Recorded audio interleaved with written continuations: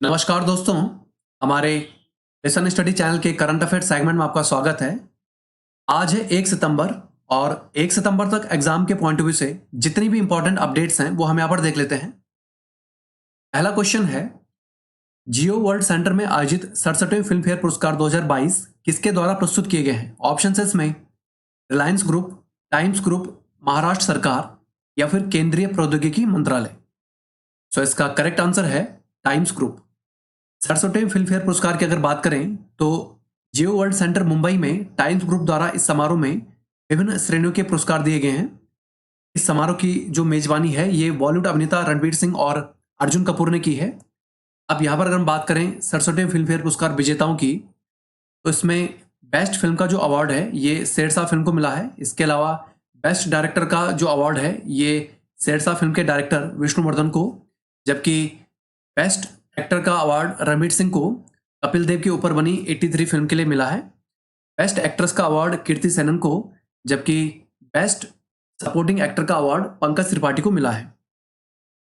अगला क्वेश्चन है, हाल ही में तीसरे G20 पर्यावरण प्रतिनिधियों और जलवायु स्थिरता हेतु कार्यरत ग्रुप की जो बैठक है ये कहाँ आयोजित हुई है? ऑप्शन है इसमें मलेशिया, थाईलैंड, भारत या फिर इंडोनेशिया।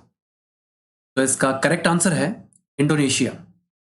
अब यहाँ पर अगर हम बात करें तो भूपेंद्र यादव भारत के जो केंद्रीय पर्यावरण मंत्री हैं, इन्होंने भी इंडोनेशिया के बाली में आयोजित इस मीट में हिस्सा लिया है।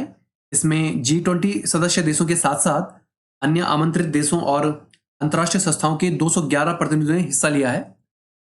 यहाँ पर अगर हम बात करें G20 संगठन की, तो ये जो संगठन है ये विश्व बैंक, अंतर्राष्ट्रीय मुद्रा कोष के प्रतिनिधि, यूरोपीय संघ तथा 19 देशों का एक अनौपचारिक समूह है। इसकी स्थापना वर्ष 1999 में हुई थी। यह एक मंत्री स्तरीय मंच है जिसे G7 ग्रुप द्वारा स्थापित किया गया था। वर्ष 2008 से G20 राष्ट्रों के नेताओं का शिखर सम्मेलन आयोजित किया जाता है। भारत का जम्मू कश्मीर राज्य G20 शिखर सम्मेलन 2023 की मेजबानी करेगा। अगला क्वेश्चन है, इनमें से कौन सी तकनीक भारत में होने जा रहे फीफा अंडर 17 महिला विश्व कप में पहली बार प्रयोग की जाएगी? ऑप्शन में सार तकनीक, DRS सिस्टम, VAR तकनीक या फिर उपर्युक्त सभी। इसका करेक्ट आंसर है VAR तकनीक। VAR टेक्नोलॉजी यानी कि वीडियो असिस्टेंट रेफरी, इस टेक्नोलॉजी का भारत में होने वाले अंडर 17 महिला फुटबॉल विश्व कप में पहली बार प्रयोग किया जाएगा। फीफा द्वारा हाल ही में इसकी आधिकारिक रूप से घोषणा की गई है। अब यहाँ पर अगर हम बात करें विभिन्न खेलों में प्रयुक्त होने वाली तकनीकों की, तो snickometer, hotspot, LED stumps, stump camera, hawk eye, ये क्रिकेट में होने वाली कुछ प्रमुख तकनीकें हैं। लक्ष्य रेखा प्रौद्योगिकी, वीडियो सहायक रेफरी, गोल लाइन टेक्नोलॉजी, ये फुटबॉल में यूज होती हैं। इसके अलावा टाइम ट्रैकिंग सिस्टम, इसका उपयोग एथलेटिक्स में विशेषकर दौड़ में विजेता का चुनाव करने के लिए होता है। अगला क्वेश्चन है, इनमें से कौन सोवियत संघ के अंतिम अध्यक्ष थे जिनका हाल ही में मॉस्को में निधन हुआ है? ऑप्शन है इसमें Mikhail Gorbachev, Vladimir Lenin, Georgy Malenkov या फिर जोसेफ स्टालिन। इसका करेक्ट आंसर है मिखाइल गोर्बाचेव। मिखाइल गोर्बाचेव जिनकी शीत युद्ध को समाप्त करने में महत्वपूर्ण भूमिका मानी जाती है और ये उस समय के सोवियत संघ के अंतिम लीडर भी थे। इनका हाल ही में 91 वर्ष की उम्र में निधन हुआ है। अब यहाँ पर अगर हम बात करें सोवियत संघ की, तो सोवियत संघ की राजधानी मॉस्को थी। इसका औपचारिक नाम सोवियत समाजवादी गणतंत्र का संघ था। संवैधानिक रूप से सोवियत संघ 15 स्वशासित गणतंत्रों का संघ था। यह यूरेशिया के बड़े भूभाग पर एक देश था जो 1922 से 1991 तक अस्तित्व में रहा। इसके प्रथम नेता व्लादिमीर लेनिन माने जाते हैं, जबकि अंतिम नेता मिखाइल गोर्बाचेव थे। 26 दिसंबर 1991 को सोवियत संघ को भंग कर दिया गया था। अगला क्वेश्चन है, हाल ही में 50वां मणिपुरी सुमंग लीला उत्सव 2021-22 कहाँ शुरू हुआ है? ऑप्शन है इसमें विष्णुपुर, चंदेल, इम्फाल या फिर उखरुल। तो इसका करेक्ट आंसर है इम्फाल। 50वां मणिपुर सुमंग लीला महोत्सव 2021-22 ये हाल ही में मणिपुर की राजधानी इम्फाल में शुरू हुआ है। ये मणिपुर में थिएटर का एक पारंपरिक रूप है जिसमें महिला कलाकारों का जो किरदार है उसे पुरुष कलाकार द्वारा ही किया जाता है।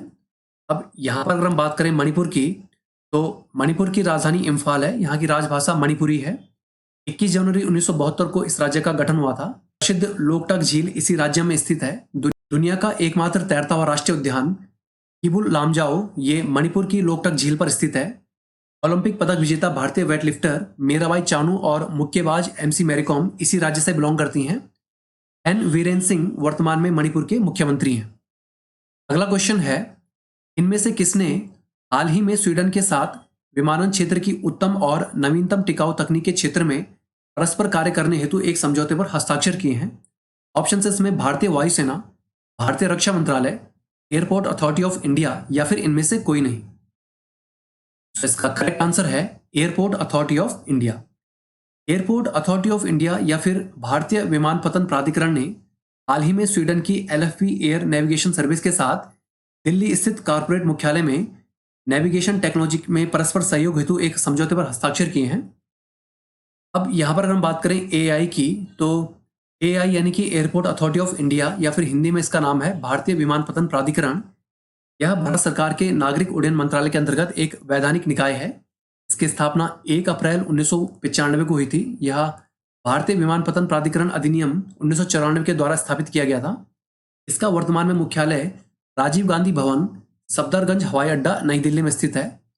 वर्तमान में Sanjeev Kumar airport authority of India के अध्यक्ष हैं।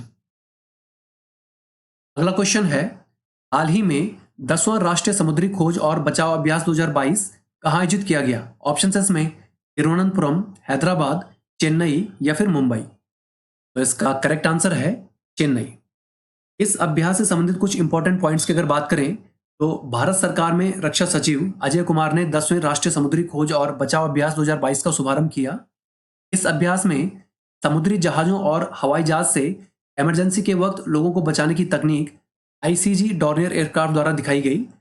खोजी एवं बचाव समन्वय एजेंसी में भारतीय तटरक्षक बलों द्वारा इस अभ्यास की मेजबानी की गई। अगला क्वेश्चन है, राजस्थान के मुख्यमंत्री अशोक गहलोत ने राजीव गांधी ग्रामीण ओलंपिक खेलों का उद्घाटन कहाँ किया है? ऑप्शन इसमें जोधपुर, जयपुर, जैसलमेर या फिर इनमें से कोई नहीं। सो इसका करेक्ट आंसर है जोधपुर। अब इन खेलों की अगर बात करें तो इन खेलों के लिए पूरे राजस्थान के 44,000 गांव से लगभग 30 लाख लोगों ने रजिस्ट्रेशन किया है। इसका जो शुभारंभ है ये मुख्यमंत्री अशोक गहलोत ने राजस्थान के जोधपुर शहर से किया है। अब यहाँ पर अगर हम बात करें राजस्थान राज्य की, तो राजस्थान राज्य की राजधानी जयपुर है और जयपुर को गुलाबी शहर भी कहा जाता है। राजस्थान में बहने वाली लूनी नदी भारत की एकमात्र लवणीय नदी है। घूमर राजस्थान का सबसे लोकप्रिय नृत्य है। भारत का सबसे बड़ा थार मरुस्थल ये राजस्थान राज्य में ही स्थित है। माउंट आबू राजस्थान का एकमात्र हिल स्टेशन है। प्रसिद्ध पुष्कर मेला ये राजस्थान में हर वर्ष लगता है। अब कुछ इंपॉर्टेंट वन लाइनर्स की अगर बात करें तो 1 सितंबर से 7 सितंबर तक राष्ट्रीय पोषण सप्ताह के रूप में मनाया जाता है। हाल ही में जियो वर्ल्ड सेंटर में आयोजित 67वें फिल्म फेयर पुरस्कार टाइम्स ग्रुप द्वारा प्रस्तुत किए गए। दिल्ली के मुख्यमंत्री अरविंद केजरीवाल ने हाल ही में दिल्ली में पहला वर्चुअल स्कूल लॉन्च किया है। हाल ही में तीसरे G20 पर्यावरण प्रतिनिधियों और जलवायु स्थिरता हेतु कार्य ग्रुप की जो बैठक है ये बाली, इंडोनेशिया में आयोजित हुई है। डिज्नी स्टार ने हाल ही में जी ग्रुप के साथ आईसीसी के कार्यक्रमों का टेलीविजन प्रसारण अधिकार के लिए एक लाइसेंसिंग करार किया है। वीडियो असिस्टेंट रेफरी तकनीक भारत में होने वाले फीफा अंडर 17 महिला विश्व कप में पहली बार प्रयोग में लाई जाएगी। ऑस्कर विजेता पिक्सर एनिमेटर रॉल्फ एगल्स्टन का हाल ही में निधन हुआ है। शीत युद्ध को खत्म करने में महत्वपूर्ण भूमिका निभाने वाले तथा सोवियत संघ के अंतिम अध्यक्ष मिखाइल गोर्बाचेव का हाल ही में मॉस्को में निधन हुआ है। चीन 16 अक्टूबर से 20वीं कम्युनिस्ट पार्टी कांग्रेस को आयोजित करेगा। 50वां मणिपुरी शुमंग लीला उत्सव 2021-22 ये मणिपुर की राजधानी इंफाल में शुरू हुआ है। एयरपोर्ट अथॉरिटी ऑफ इंडिया ने हाल ही में स्वीडन के साथ विमानन क्षेत्र की उत्तम और नवीनतम टिकाऊ तकनीक के क्षेत्र में परस्पर कार्य करने हेतु एक समझौते पर हस्ताक्षर किए हैं। हाल ही में 10वां समुद्री खोज और बचाव अभ्यास 2022 ये चेन्नई में आयोजित हुआ है।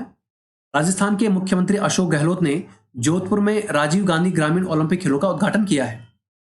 तो friends, that's all for today. अगर आपको हमारी वीडियो यूजफुल लगी हो तो हमारे चैनल को लाइक, सब्सक्राइब करें और अपने फ्रेंड्स के साथ शेयर भी करें।